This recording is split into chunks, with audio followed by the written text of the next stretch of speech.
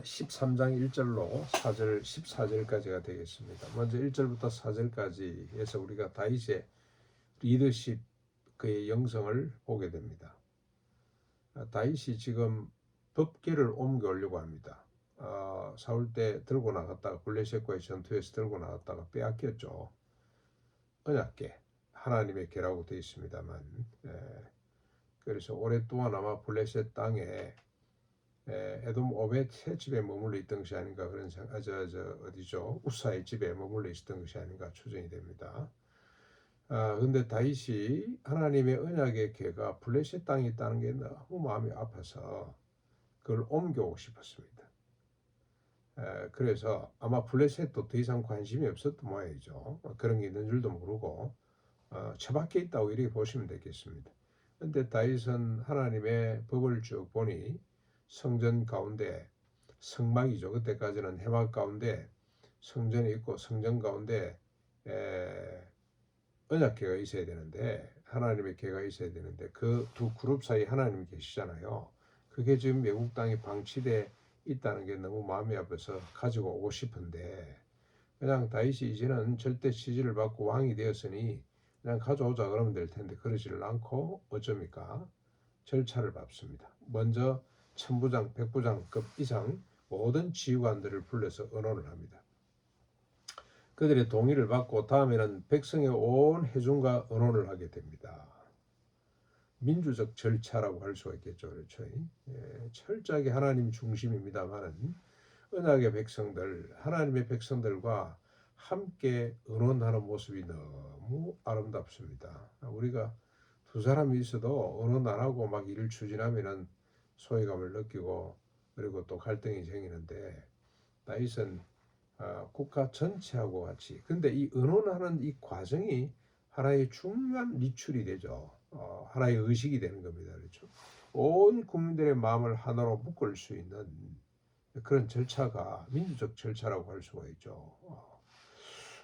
참 다윗은 이런 면이 있었던 사람이구나. 그냥 우리가 다윗이 신앙이 좋다 그렇게만 평가를 하고 그렇게만 도전을 받는데 신앙이 좋다는 게 뭔가 하나님 중심으로 하나님의 언약궤를 내가 다시 회복해야 되겠다는 그 생각을 온 이스라엘의 무리들과 함께 의논해 가는 과정 이게 신앙이라고 할 수가 있겠고 이게 다윗의 영성이자 리더십인데 우리가 참 본받아야 되겠다.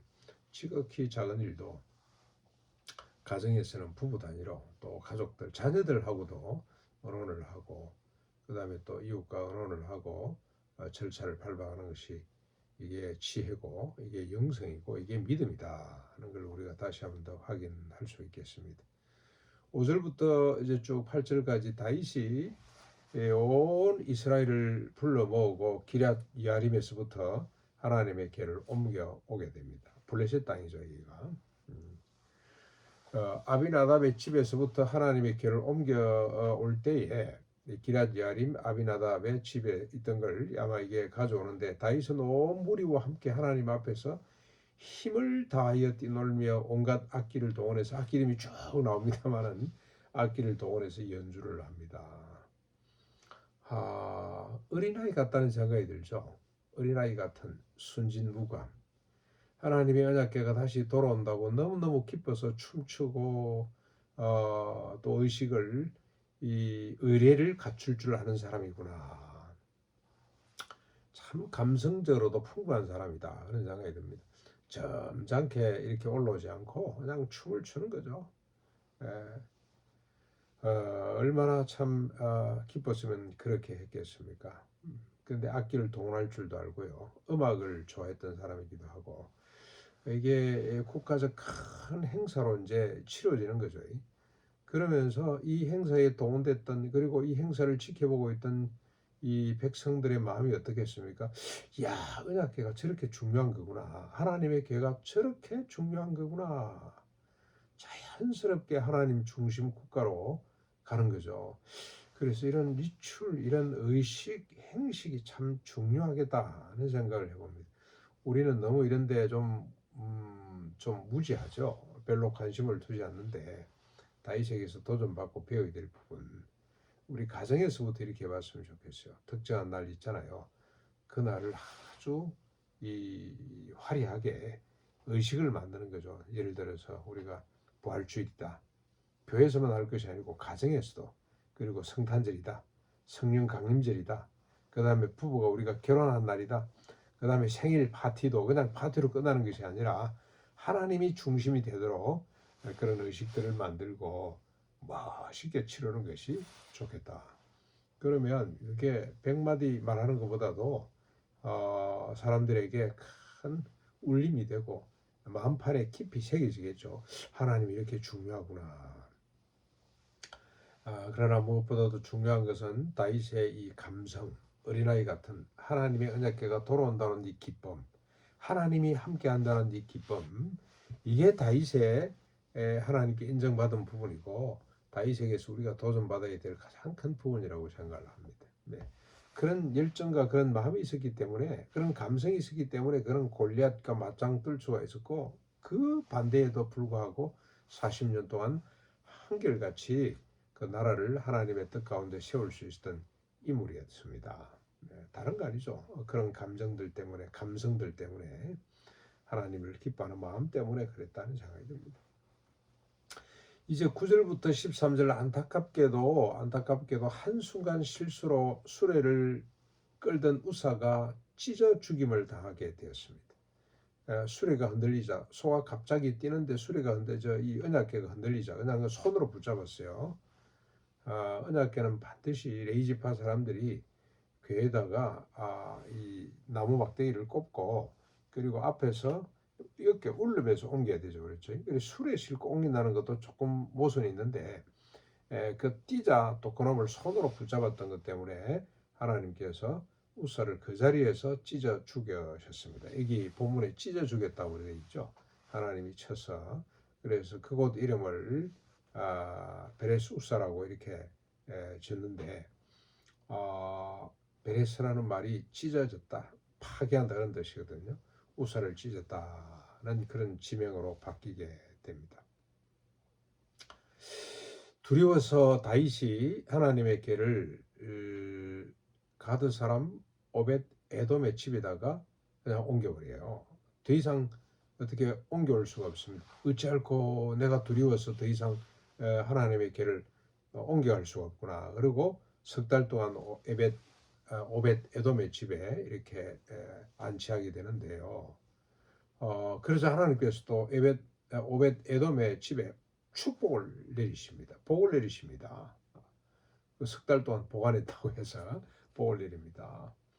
우사 집에는 오랫동안 보관을 했었는데 왜 복을 주지 않았을까? 그 다음에 우사는 왜 한순간의 실수로 그렇게 비참하게 죽임을 당했을까? 그리고 오벳 에돔 집에는 하나님이 또 왜 석 달 동안 보관을 했다고 복을 그렇게 내리시는가?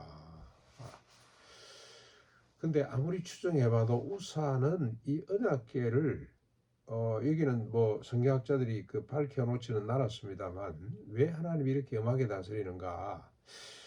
하나님 경외 사상이겠죠. 한순간도. 그러면 그동안에 방치하고 있었는데 그때는 왜 또 하나님이 가만히 계시다가 뭐 이렇게 수레에다 싣고 옮겨주는 사람인데 그 한 번 실수했다 그렇게 하나님이 엄하게 다스리는가라는 생각을, 의심을 우리가 품게 되는데, 아무튼 중심은 하나님 경외 사상이고요.